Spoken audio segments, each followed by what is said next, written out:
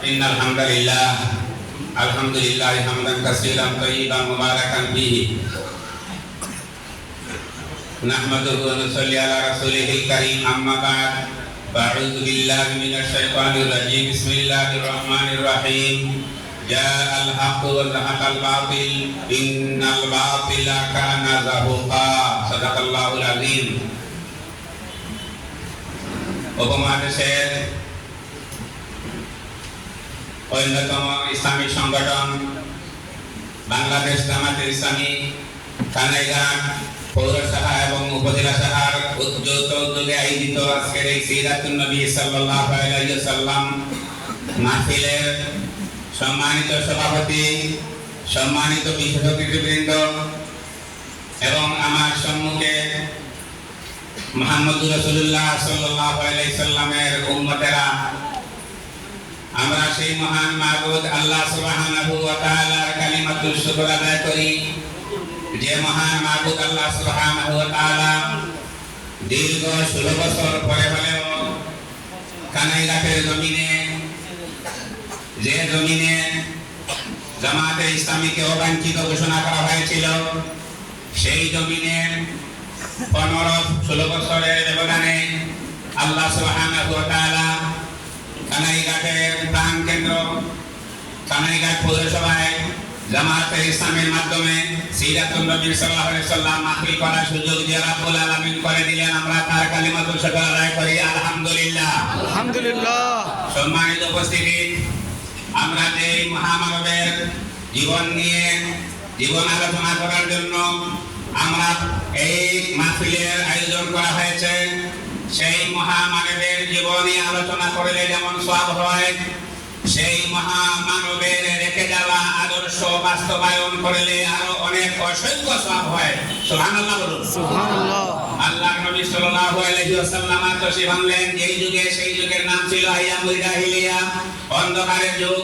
আল্লাহর নবী দুনিয়ার তশরিফ আনলেন, আল্লাহ রাসূলের অপরাধ ছিল উনি পথ পূজা জাতি, হে মুশরিকেরা, ও হে কাফিরেরা, ও হে খুদাদ্রোহীরা, তোমরা লাত মানাত আর উযাতের ইবাদত বাদ দিয়ে, উপাসনা বাদ দিয়ে এক আল্লাহ সুবহানাহু ওয়া তাআলার দাসত্ব স্বীকার করো, তোমরা ঘোষণা করো লা ইলাহা ইল্লাল্লাহু মুহাম্মাদুর রাসূলুল্লাহ তুফলিহুন। যদি এটা তোমরা ঘোষণা করো বলো, তাহলে তোমার সফল কাম হবে, তোমাদের দুনিয়া আখিরাতের কল্যাণ হবে। কাফিররা প্রতি উত্তরে ওনাকে পাথর দিয়ে আঘাত করলো। নাউযুবিল্লাহ বলুন। নাউযুবিল্লাহ। সেই মুহাম্মদুর রাসূলুল্লাহ সাল্লাল্লাহু আলাইহি ওয়াসাল্লাম 40 বছর 53 বছর মক্কার জীবনে কাটালেন। নবুয়তি পদে পেলেন 40 বছর বয়সে, 13 বছর মক্কায় থাকলেন। চুপে লুকিয়ে ইসলামের দাওয়াত দিলেন।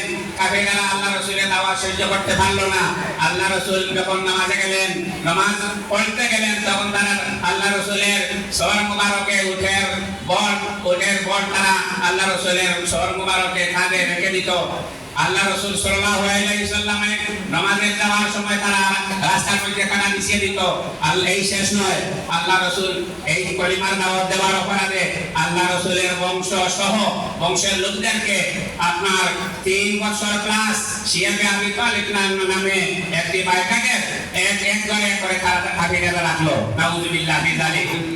আমার হাজিরিন, আল্লাহ রাসূল সাল্লাল্লাহু আলাইহি ওয়াসাল্লাম 53 বছর বয়সে, নবুয়তির 13 বছর বয়স যখন পার হলো, তখন আল্লাহ কাফিররা সিদ্ধান্ত নিল এই লোকটিকে আর এভাবে ছাড়া যায় না। সিদ্ধান্ত নিল 3টি প্রস্তাব আল্লাহ রাসূলের বিরুদ্ধে তারা উপস্থাপন করলো। একটি প্রস্তাব হলো যে ওনাকে বন্দী করা হোক, আরেকটি প্রস্তাব হলো ওনাকে জ্বালাবর্তন গ্যাস থেকে বিতাড়িত করা হোক, আর 3 নম্বর প্রস্তাব ছিল ওনাকে হত্যা করা হোক। নাউযুবিল্লাহ মিন যালিক। বাকি সেই 3টি প্রস্তাব আলোচনাকে তারা এক সিদ্ধান্তে কাফিররা উপনীত হলো যে মুহাম্মদ রাসূলুল্লাহকে তারা হত্যা করবে। নাউযুবিল্লাহ। আল্লাহর পক্ষ থেকে জানিয়ে দেওয়া হলো, নবী আপনি আর আপনার জন্মস্থানে থাকতে পারবেন না, আপনি মদিনায় যাওয়ার সিদ্ধান্ত নেন। সুবহানাল্লাহ। আল্লাহ রাসূল সিদ্দিক আকবরকে সাথে নিয়ে মদিনার উদ্দেশ্যে হিজরত করলেন। আমার হাতে সময় নাই, এই লম্বা ঘটনা বলার সময় নাই। আমার পরে আরো যারা বক্তা আছেন তাদের কাছ থেকে আপনারা মূল্যবান কথা শুনবেন। আমি আপনাদেরকে এইটুকু বলবো, আল্লাহ রাসূল নিজের জন্মস্থানে থাকতে পারলেন না, অথচ মুহাম্মদ রাসূলুল্লাহ দুনিয়াতে আসলেন। হুয়াল্লাযী আরসালা রাসূলাহু বিল হুদা ওয়া দীনিল হাক্কি লিইয়ুযহিরাহু আলা দীনি বিকুল্লিহি ওয়ালাউ কারিহাল কাফিরুন। আল্লাহ তার নবীকে দুনিয়াতে পাঠিয়েছেন দ্বীন হক আর কোরআন দিয়ে। এই দ্বীন হক এবং কোরআনের মাধ্যমে গোটা গোটা মানব জাতিকে কলিমার দাওয়াত দিয়ে তার ইসলামী সমাজ, ইসলামী একটি যোগ শাসন আল্লাহ রাসূল সৃষ্টি করে, তৈরি করে ইসলামী হুকুমত আল্লাহ রাসূল তৈরি করলেন। আল্লাহ রাসূল ইসলামী হুকুমত করলেন মদিনায়। যখন আল্লাহ রাসূল সাল্লাল্লাহু আলাইহি ওয়াসাল্লাম প্রথম ফাতে মক্কা হলো, মক্কা বিজয়ের পরে আল্লাহ রাসূল আল্লাহর ঘরে ঢুকলেন। যেখানে লাত ছিল, মানাত ছিল, উজ্জাত ছিল, সেখানে আল্লাহ রাসূল ঢুকে নিজের হাতে লাঠি দিয়ে আর লাঠের মাথায় বাড়ি মারলেন, উজ্জার মাথায় বাড়ি মারলেন, মানাতের মাথায় বাড়ি মারলেন আর বললেন জাল হাক্কু ওয়া যাহাকাল বাতিল ইন্নাল বাতিলা কানা যাহুকা।